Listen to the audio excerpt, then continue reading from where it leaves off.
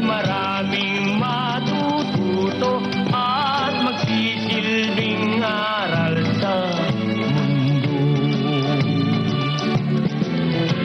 Siya'y mamo, dati kordero, ngayon ay naging mabagsik siyang tao. Kung ang mahal niyang bayan ang siyang pahihirapan, siya'y parang isang leon na lalaban.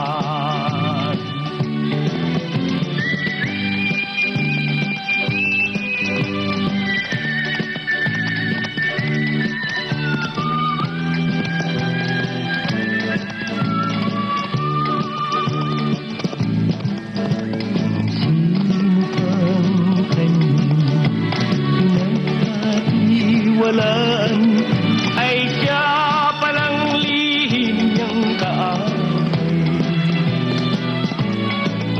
Ngunit katotohanan, pagbuhay ang Shoutout sa ating mga supporters na sina Roger Apabol, Florentino Perez, Ashin North, Troy Rojo Talarok, Gali Benghit, Jake Peregrine, Binibining Angie, RR Deck, at kay Charlie John Pera. Panibagong video at panibagong lugar ang hatid namin sa inyo. Sa episode nating ito, pinuntahan namin ang probinsya ng Pampanga upang ipakita sa inyo ang mga eksena sa pelikulang Ang Pagbabalik ni Leon Guerrero noong 1980. Sige, mag-inuman tayo, magpakasaya tayo. Sa simula ng pelikula, makikita na umaakyat sa hagdanang ito si Bomber Moran. Sige, inom. Dito sa balkonahing ito, nagiinuman ang mga bandido.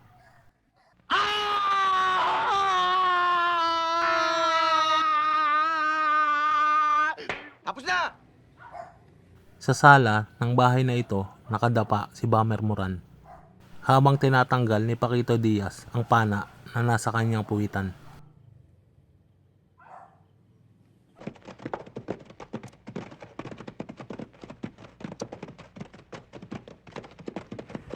Ito ang General Luna Street kung saan bumabaypay ang grupo ni George Stregan Sr.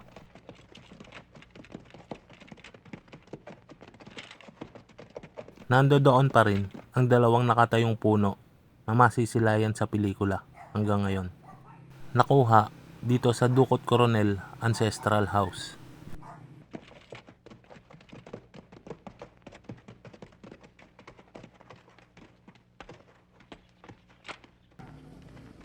Kuha mula sa balkonahe ng bahay ang pagdating ni Gancho. Si Darmo, nasa itaso, nagpapahinga.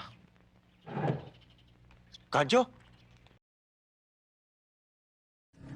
Ito ang eksaktong anggulo ng eksenang iyon ni Gancho at ni Darmo. Puro kayo mga inutil! Isang tambak kayo mga gumbong! Isang tao lang! Hindi niyo pa maigupo! Naipakita na natin ang bahay na ito sa nauna nating video sa mga pelikula ni The King FPJ na nasa description sa baba ang link.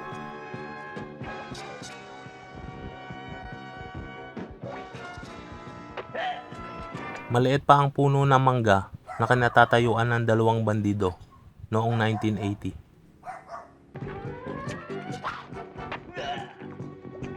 Sa bintanang ito, pinana ni Leon Guerrero ang isa sa kanyang mga kalaban.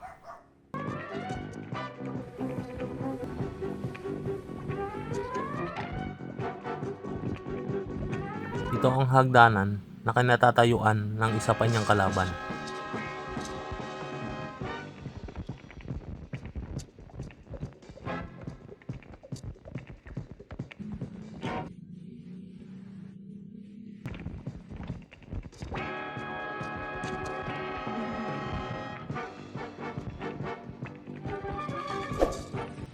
Sa paanan ng hagdanan na ito, sa harapan ng bahay, dito sila nagkapormahan at naglaban.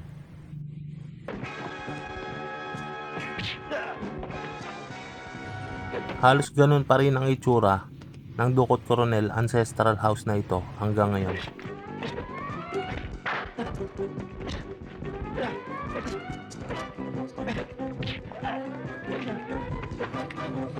Ito ay nakatayo sa Porac, Pampanga, na ang may-ari nito ay kamag-anakan ni Lito Lapid.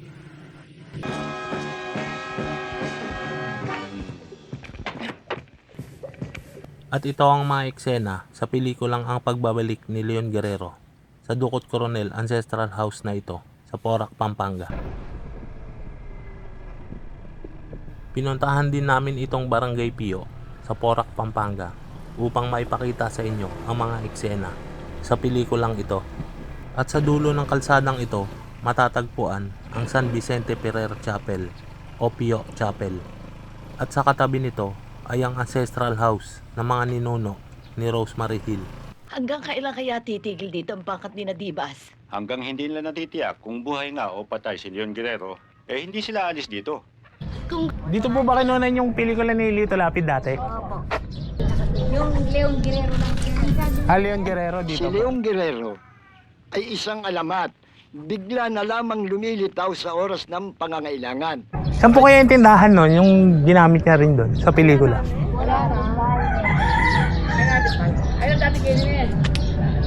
Dito lang po? Ito lang yan? Ito kanto po?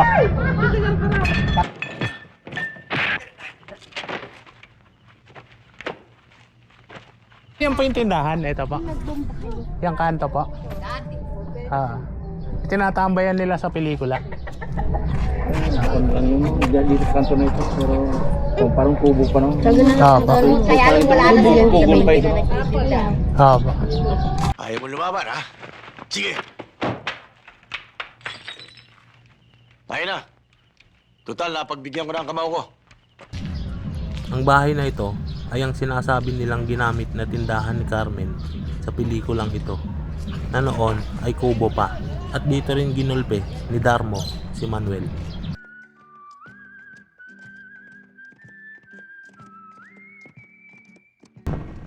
Ang binabaybay ko dito ay ang itaas ng Mega Dike, at wala pa ito nung kinunan ng pelikula. Silbing aral sa mundo.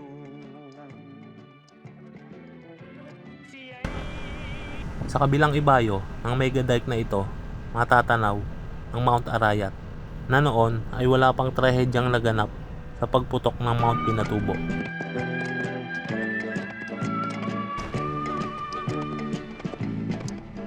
Ang sinupang kanyang pinagkatiwalaan ay siya palang lihim niyang kaaway.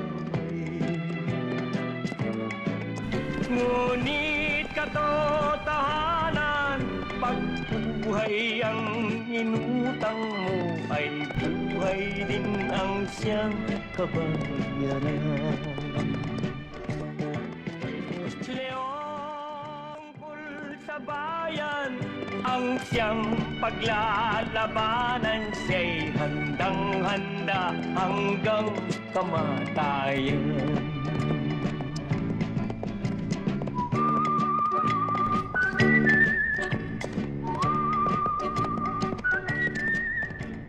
Pagsikat ng araw!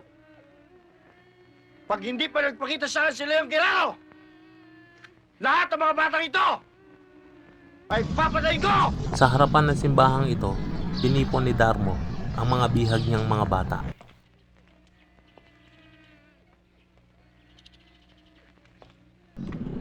Ang Pio Chapel na ito ay isang Roman Catholic chapel na itinayo noong 1861. Bibilang na lang ako ng 10!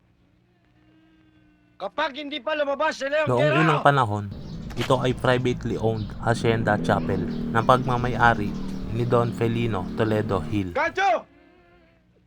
May dumarating! Tinuturing ang chapel na ito na rare gem ng Philippine church architecture.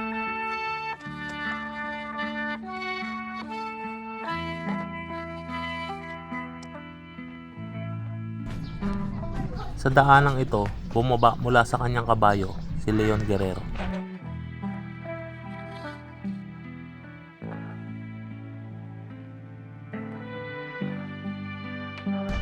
Sa paghaharap ni Gancho at ni Leon Guerrero, dito natuklasan ng taong bayan na si Manuel at si Leon Guerrero ay iisa.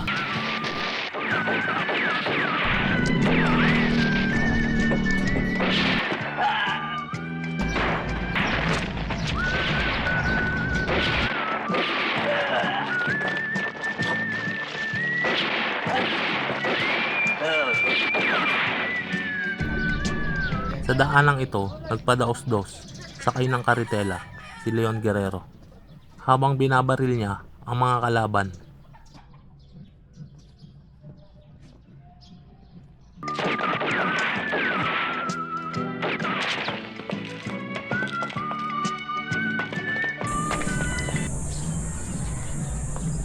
Ito ang loob ng simbahan kung saan tumakbo papasok si George Stregan kasama si Marites de Hoya.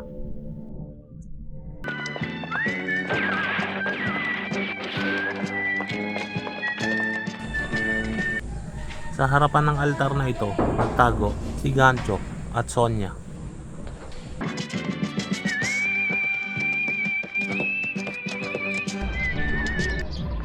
Dito nakahiga si Leon Guerrero habang papalapit sa kanya ang kanyang kabayo.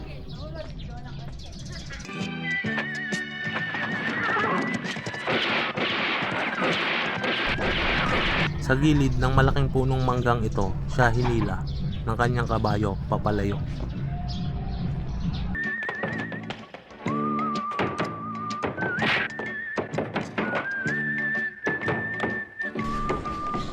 Ito ang hagdanan na kanilang inakyat sa pelikula na nasa kanang bahagi pagpasok ng simbahan.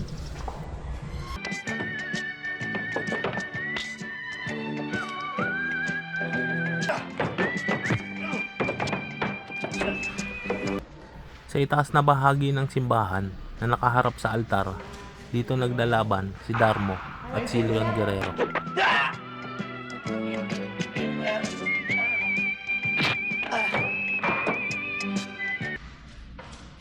Dito tinapos ni Leon Guerrero si Darmo at humampas pa sa kampana ng simbahan.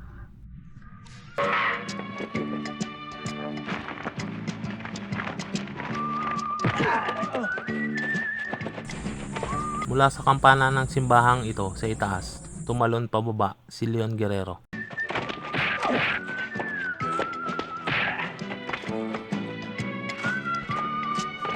Dito niya ginulpi sa ibaba ang dalawang bandido.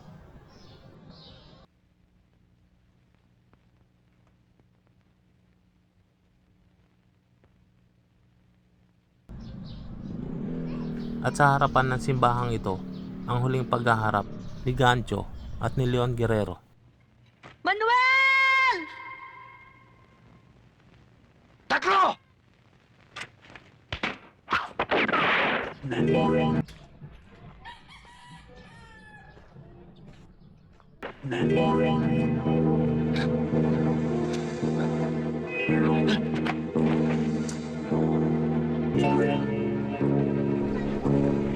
Sa daanang ito, tinalo ni Leon Guerrero si Gancho.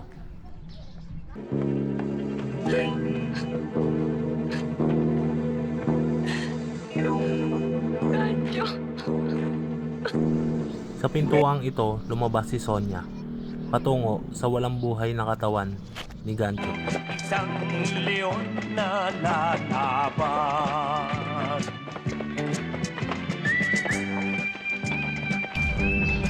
Sa kalyeng ito, sinulubong ng taong bayan si Manuel o si Leon Guerrero.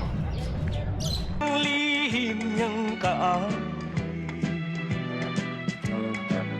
ngunit katotohanan At ito ang San Vicente Ferrer Chapel o Pio Chapel na ginamit sa pelikulang Ang Pagbabalik ni Leon Guerrero noong 1980 na pinagbibidahan ni Lito Lapid. Sa kabilang bahagi ng Pio Chapel na ito, nakatayo ang Familia Hill y Toledo Ancestral House na pagmamayari ni Don Felino Hill na itinayo noong 1861. Si Don Felino Hill ay ang ninuno ng artistang si Rosemary Hill. Nananay naman ng mga artistang si Cherry Hill, Mark Hill, at si Michael De Mesa. At ito ang paligid ng Hill Toledo Ancestral House sa Porac, Pampanga.